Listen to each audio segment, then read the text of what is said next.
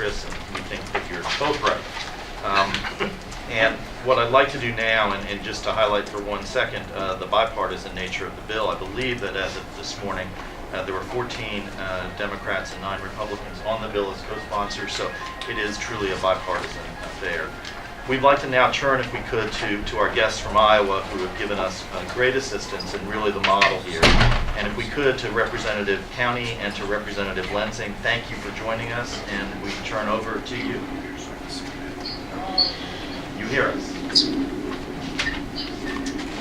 Yes, we can hear you. Yes. Thank you for having us this morning. Thank you, and please, we'd love to hear your comments on how it's working in Iowa this year, and any comments that you can give to us about our attempt in North Carolina. I applaud your efforts. The reason we are where we are today is because in the 1960s and 70s, Iowa kept facing constitutional problems and lawsuits. So our plan came into being in 1980. And since that time, we have not faced any constitutional challenges.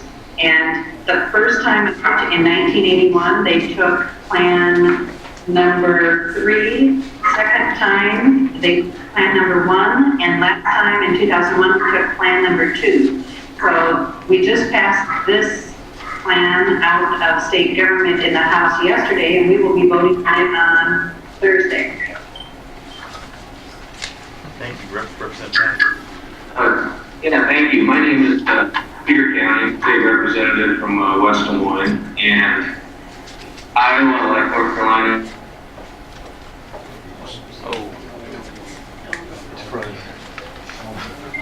That's the first time that I've been part of it. Is not only legislative like this, but Iowa seems to like the process as well. It's very clean, very open. We have a commission that is a citizen-appointed commission that goes around the state after the first plan is drafted. And they go around, they take every single time that goes to these meetings, they take notes on them, and it gets reported back to the legislature on what their complaints were or what they applauded in the plan.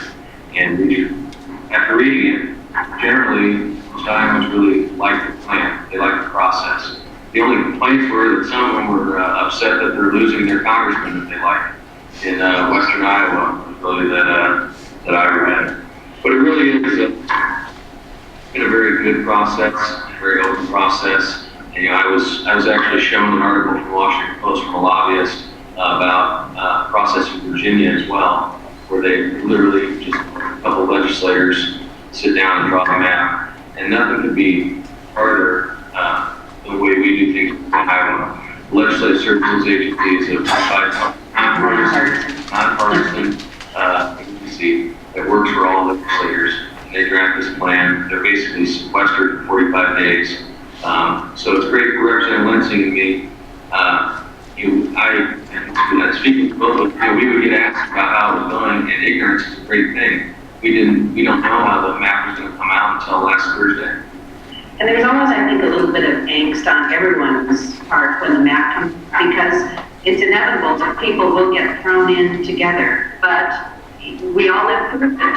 And, I think because it's in a nonpartisan process with similar priorities, like you have mentioned in your proposed bill, it makes it fair. It's based on population, it's based on compactness, it's no politics, it has to be political neutrality to get there. And so I think the system has worked for us since 1980, and so far so good. So I encourage you to go with it. Thank you so much. And now with my colleagues and also colleagues from Iowa, we'll field any questions the press has with just one final comment, and that is this bill is a reminder for all of us of that old saying that we are all very temporary occupants of the job the public has given us, and this is really about them and not about any of us or the people who hold office. With that, Barry? Yeah, I have a question for our representatives from Iowa. Is your law a constitutional stipulation or statutory? The question to the representatives from Iowa is your law constitutional based or statutory based? Constitutional, it's in code. Thank you. And I believe I was one of the, it's it's a handful of states, 5, 6, 7 states that has not been, that hasn't been sued. We haven't even been sued by any group or person. Representative Grizz, you chair the committee of jurisdiction on this bill. Are you going to hear it? Yes, we met, as you recall, with the press before the convening session and expressed then, the speaker did, his intent to move forward with the nonpartisan redistricting commission. Frankly, we looked at how to possibly bring it into effect this year. We felt like by the time we worked out all of the details and seated the members as Mr. Hood said, and defined the rules, that we would have run out of time in the 2012 filing period. But we do think that this is an excellent roadmap, an excellent first step, and we are indeed going to hear this bill. Of course, like any piece of legislation that's filed, there will be, I'm sure, some changes to it, some tweaks, some improvement. We hope to receive more feedback from the public about their thoughts on it, and then we will act accordingly. I'd like to ask the representatives in Iowa, how did they pick the staff, who picked the staff, and who does the staff work for? The question was for Iowa. How does the staff pick particular members? Who picks them, and Who do they work for? And who do they work for?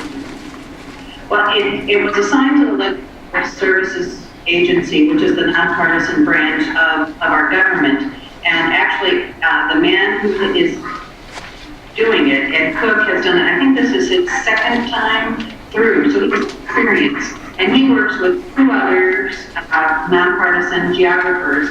And I think technology has helped, because I think he used to have to do all the number crunching by hand, and now we have computer programs that we can feed the population numbers into that they can use to draw that. But since it's part of the Legislative Services Agency, it is nonpartisan.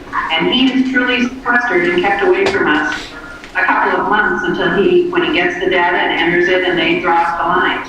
This is the group that writes all of our bills in the legislature.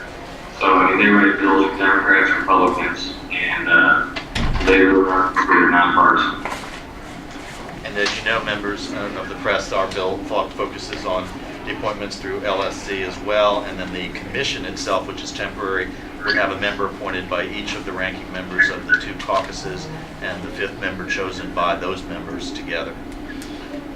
What are the other differences, significant differences between North Carolina's bill and Iowa's bill? Well, some of the differences are based certainly on timing, and some of the differences are based on terminology and established sort of criteria within our state. But a lot of it is very similar to the Iowa process, simply adapted and transported to North Carolina. As Representative Lewis indicated, we're still going to work with what happens at the last step should there be a failure after the 3rd plan, and that's something we've got to work through. But shy of that, you'll find a lot of similarity between them, just adapted for our particular state. May I follow up? Certainly. Question for the delegates from Iowa.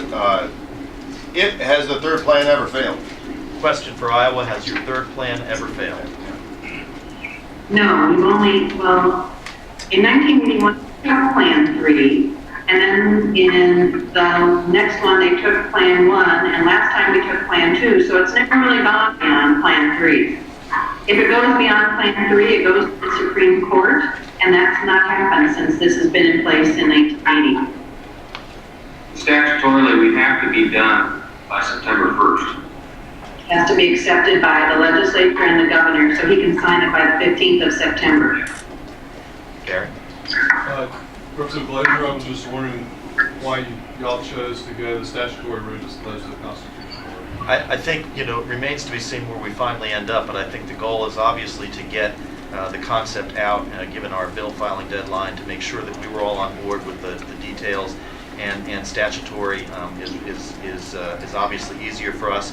And given the way constitutional amendments are loading up on the ballot, I think we really felt to not be adding to that burden at this